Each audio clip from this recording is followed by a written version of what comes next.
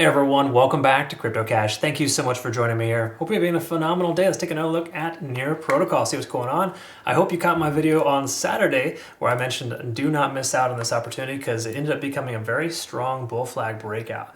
So again, just to kind of throw it out there, congrats to our community members here. We got some nice profit, about 48% from Near Protocol. We got in about 450 near the bottom of that flag pattern there. So let's talk a little bit about some important stuff here. First things first, we want to recognize the proof here that this coin probably hasn't slowed down or isn't due to slow down anytime soon.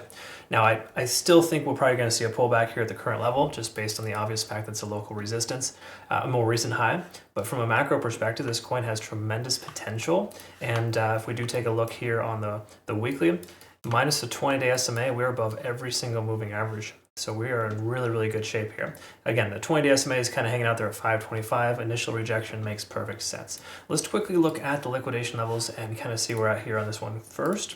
Kind of go from there. Set a baseline because when we look at liquidation levels, it helps us understand generally where a price action could go next. Now, I'd be very remiss if the price doesn't have any shorts near the top, which we can kind of see here. Take a look here. We got some late shorts at 530 to 540. It's not like a ton of liquidation, but there's still some. Now, I know it seems kind of crazy when there's liquidation, like events happening all over the place. Why would price continue higher? Because there's no merit to continuing to push the price action up, right? But that's when great things tend to happen. So at this point, though, 530, if we just kind of double check, we can see maybe 400 million between now and $5.30. You go a little further up, maybe 500 million, half $500 million roughly between now and 540, just as a loose estimate. So I think generally speaking, when you see these kind of situations happen, these kind of patterns, and it retests its local high, oftentimes it will flag out, right? In other words, it'll come back down for another type of descending channel and then break out based on local support. Generally speaking, we can see here 460 to 480 is that support range, but we want to look at a few other factors to make sure as well, right? Anyways, that kind of is a good preface there, giving us understanding where we're at. If we look here, we can see stochastic is swinging down for the second time. That does carry more weight than the first, implying we could see a further pullback. And it would make sense for the price pullback just based on how massively overextended it is.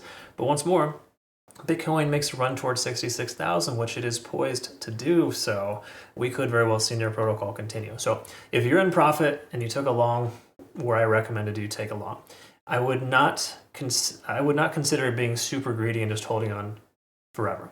I would, however, adjust your stop loss higher as you secure profits and ensure that you are walking away in the green, because this market, you never truly know. But again, this is the most profitable coin here so far today, and I think it's just getting started in the overall sense. Having said that, though, we're getting closer to 70 in the RSI. Trend strength index is kind of topping out. MACD is showing good strength. These are mostly favorable signs. But also the truth here is that it could be construed as overextended, which it is, and the likelihood of pullback would make sense. Again, generally speaking, you're going to see a day or two of consolidation at the previous high before it takes off. It's unusual for it to be this overextended and break through a local resistance. Okay. All right, so that's kind of where we're at there. This is also, as if you're not familiar, this is kind of the beginning of a nice looking cup and handle pattern. This is better looking than most. And generally speaking, how they work out, they will flag out before they take off. So generally speaking, they're going to work their way down, bounce off of local support. I would venture to guess 485 is a good area of consideration for long. All right, so let's talk about the 4 hour and see where we're at. We look here at, let's start with TD sequential, see if we have an overextension. We're about 4 hour candles into this continuation. So we're 16 hours in to a potential of 36 hours. So this is literally just getting started. Do you see this much volume here, folks? You never short into that. Never. I don't care if it pulls back and it totally contradicts what I just said. The odds of success going to the downside versus the upside right now is very, very low. Again, there's so much buying pressure that anyone trying to sell is just going to add fuel to the fire. That's exactly why these liquidation levels exist, is because some people just keep shorting and shorting and shorting, getting destroyed. There's no point in shorting into a coin that is bullish. It makes no sense, right?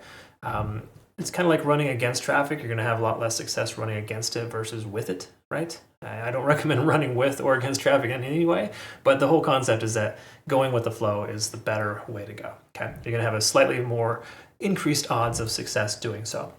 However, does this mean you just take a long blindly at its local top? No, definitely not.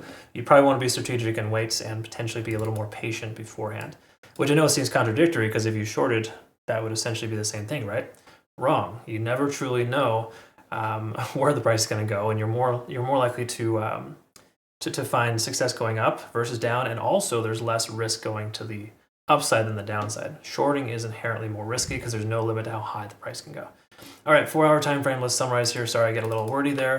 You just got to recognize I got a lot of new community members over in our Discord and our premium group, so I like to make sure to kind of help educate everybody at all times, because some people will see this kind of price point and be like, I'm super greedy, I'm super bullish. Yeah, of course. I mean, we secured almost 50% profit on a 5x leverage trade, but the truth is we want to make sure not to get ridiculously greedy here. This is not the greed kind of market. I don't think it ever will be again, honestly, now that big money's involved. I really think it's just a different game altogether. Either way, we're over 70 on the RSI on the 4-hour time frame. This generally is construed as a do not sell your long position. I do recommend, of course, taking profits on a long, but you don't have to necessarily close the whole thing. So all this being said here, we can see that we're in pretty good shape and that there's more likely to continue higher up than to come down at this point. Everything's looking truly bullish here. There's no reason to short this coin at all. Do not do it, okay? I don't care if the price drops right now. I'd much rather be wrong and exercise best practice than to be right and to be one of those guys that's flexing his muscles online to show you how great he is because he took high risk trade and lucked out. All right, so hourly time frame, Ichimoku Cloud's going to confirm as well.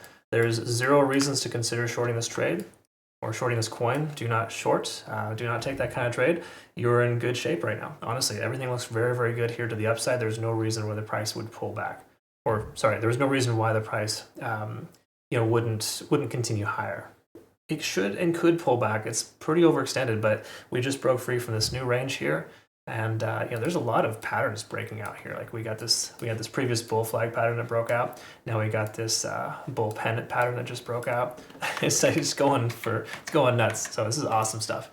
Anyways, I think the whole point of this is that you want to be patient. Wait for a better opportunity. If you miss the long, try not to FOMO in. It would make sense to FOMO in after this resistance level is broken, for example, if it's bullishly backtested and consolidates there. So for example, just to give you an example of what that should look like, generally speaking, if you're going to buy a bullish trend, you don't buy into the resistance level because that's just not best practice. Best practice is if the price action breaks through this area here, right? So it comes up, it comes back down, kind of hangs out there for a couple of days. That's when you consider a long because it's more likely to shoot up from there, having broken that recent resistance. But right now, this is just basically a macro double top or a potential cup and handle pattern that should consolidate first. All right. Anyways, I've gone too far. Thanks again for learning. I hope you did learn something here today. Comment below, you get a chance. Deeply appreciate your support. If you do want to become a better trader, again, cryptocash.tech is a site. Link down below. I do have a trading academy community and signals group. That's a lot of fun. So thanks again to my community there. Deeply appreciate you all. Hope you all have a good rest of your day. We'll see you in the next one. Take care.